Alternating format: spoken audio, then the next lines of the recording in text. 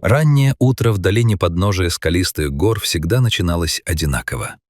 Густой серебристый туман, словно сошедший со снежных вершин, медленно стелился по низинам, укутывая деревянные изгороди и крыши редких фермерских домов. Воздух был пропитан прохладой, ароматом свежей хвои, влажной земли и едва уловимым запахом диких трав, которые пробуждались с первыми лучами солнца. На окраине этой долины стояло небольшое уютное ранчо. Его владение отделял от дремучего заповедного леса простой деревянный забор, не столько преграда для диких обитателей гор, сколько символическая черта между миром человека и первозданной природой. Внутри этого домашнего мира жили два неразлучных приятеля — маленькие собаки, чья жизнь состояла из вечного движения, исследования каждого угла двора и искренней неудержимой радости. Первого, белоснежного пса с задорно поднятым хвостом и быстрыми, как молнии, лапками, звали Чарли. Вторым был Тоби, угольно-черный с подпалинами, чуть более приземистый, но ни капли не уступающий своему другу в отваге и любопытстве. Для этих двоих каждый день был приключением, а границы их маленького рая заканчивались как раз у той самой деревянной изгороди. Обычно утро Чарли и Тоби начиналось с обхода территории. Они проверяли, не пробрался ли в сад обнаглевший суслик, не прилетели ли чужие сороки и все ли на месте. Но это утро было особенным. Воздух казался наэлектризованным, а туман, рассеивающийся под золотыми лучами солнца, обнажал нечто, заставившее маленьких стражей порядка замереть на месте. С лесной стороны забора, прямо из тени вековых сосен, на залитый солнцем луг, вышел он. Это был исполинский дикий лось, настоящий хозяин здешних лесов. Его мощное тело, покрытое густой темно-бурой шерстью, казалось воплощением первобытной силы природы.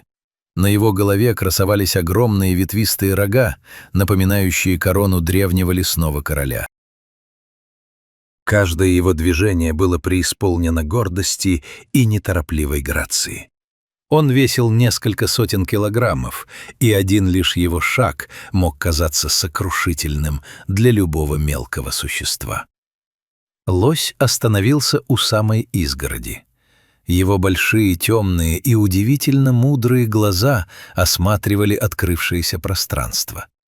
Он пришел сюда не из страха и не в поисках пищи.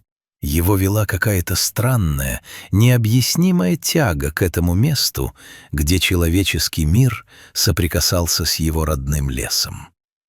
Чарли и Тоби, заметив чужака, не испугались.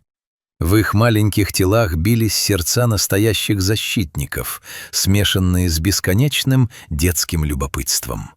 Вместо того, чтобы поджать хвосты и с лаем броситься к дому, они переглянулись. В глазах Чарли вспыхнул знакомый Тоби огонек. «Смотри, какой огромный! Давай проверим его!» Собаки одновременно сорвались с места. Их маленькие лапки замелькали в зеленой траве, сбивая капли утренней росы. Они неслись к забору, оглашая окрестности звонким заливистым лаем. Но это не был лай угрозы или злости. Это был призыв, вызов на игру, который понятен любому живому существу. Когда две маленькие пушистые молнии подлетели к забору, огромный лось даже не вздрогнул. Другое дикое животное могло бы испугаться или проявить агрессию, топнуть мощным копытом или угрожающе наклонить рога. Но этот великан повел себя совершенно иначе. Он опустил свою массивную голову пониже, почти вплотную к деревянным перекладинам забора. Чарли, подбежав ближе всех, на мгновение замер, встав на задние лапы и опершись передними на нижнюю доску. Лось шумно выдохнул воздух через ноздри, подняв небольшое облако пара в прохладном утреннем воздухе. Этот теплый лесной выдох коснулся мордочки Чарли. Собака залаяла еще звонче, завиляла хвостом так сильно, что казалось, будто крутится все ее тело. Тоби кружил рядом, подпрыгивая и приглашая гиганта к действию. И тут произошло то, чего никто не мог ожидать от дикого зверя. Лось вдруг задорно вскинул голову, его уши повернулись вперед, а в глазах заиграли веселые искорки. Он сделал легкий, почти невесомый для его массы прыжок в сторону, развернулся и побежал вдоль забора. Это был знак. Игра началась. Маленькие собаки приняли вызов мгновенно.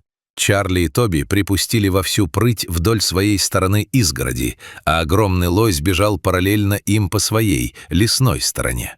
Разница в размерах была просто невероятной, почти комичной. С одной стороны крошечные существа, едва достающие до колена великана, с другой — громадный лесной царь, чья тень могла укрыть десяток таких собак. Но в этот момент законы биологии, страха и иерархии природы перестали существовать. Осталась только чистая, первозданная радость игры. Лось бежал удивительно бережно. Он явно контролировал каждый свой шаг, чтобы не напугать своих маленьких друзей.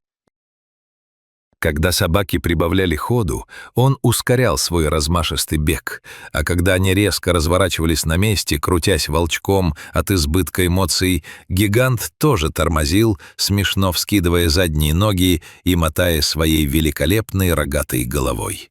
Они носились взад и вперед вдоль забора. Тоби вырывался вперед, его черная шерсть блестела на солнце, а Чарли следовал прямо за ним, подбадривая друга и огромного бегуна с той стороны лаем.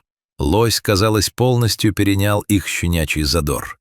Он совершал небольшие игровые пируэты, прыгал, словно молодой олененок, позабыв о своем статусе грозного обитателя чащи. Временами они останавливались. Собаки, тяжело дыша и высунув розовые языки, смотрели на лося сквозь щели в заборе.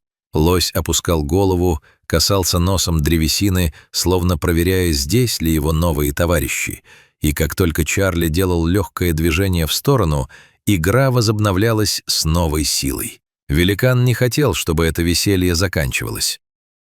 Ему, привыкшему к суровой и молчаливой жизни в дикой тайге, где каждый день — это борьба за выживание, эта искренняя, бескорыстная игра с домашними собаками дарила мгновение абсолютной свободы и легкости. Эта сцена выглядела совершенно нереальной, словно ожившая картинка из старой сказки о дружбе животных. Деревянный забор, разделявший их, стал не стеной, а мостом, площадкой для общения двух совершенно разных миров.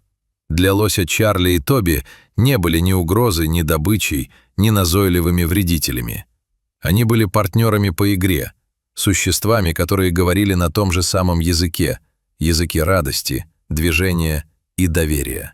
А для собак этот огромный зверь не был страшным чудовищем из леса.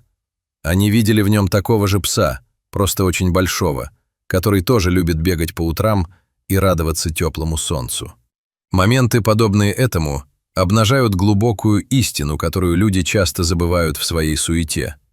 Природа невероятно тесно связана внутренними, невидимыми нитями. Живые существа способны чувствовать и понимать друг друга без слов, через эмоции, через общее ощущение жизни и радости от пребывания здесь и сейчас.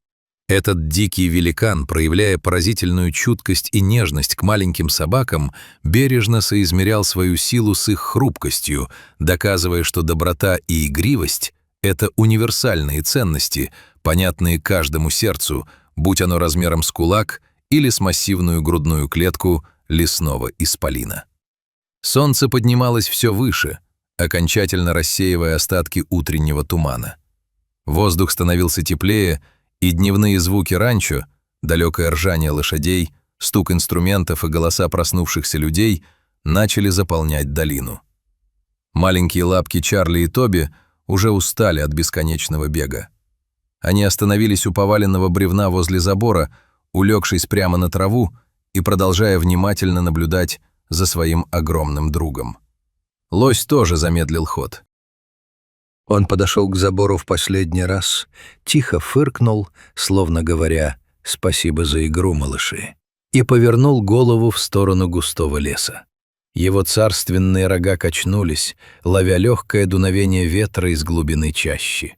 Лес звал его обратно, Там были его обязанности, его тропы и его скрытая от людских глаз жизнь. Неторопливым, величественным шагом великан направился к кромке деревьев. Перед тем, как навсегда исчезнуть в тени вековых сосен, он на мгновение обернулся. Чарли и Тоби сидели у забора, подняв уши и виляя хвостами, провожая своего невероятного друга взглядом. Лось скрылся в чаще, оставив после себя лишь легкий шорох ветвей и удивительное воспоминание об утреннем чуде. Чарли и Тоби не спеша побрели обратно к крыльцу дома. Они ложились на свои теплые подстилки с чувством выполненного долга и огромной тайны, которую они разделили с самой дикой природой. Они знали, что завтра наступит новое утро. Снова поднимется туман, снова первые лучи солнца осветят деревянный забор, и вполне возможно, что из лесной чащи к ним снова выйдет огромный лесной король, готовый пробежаться на перегонки с двумя крошечными, но очень отважными друзьями.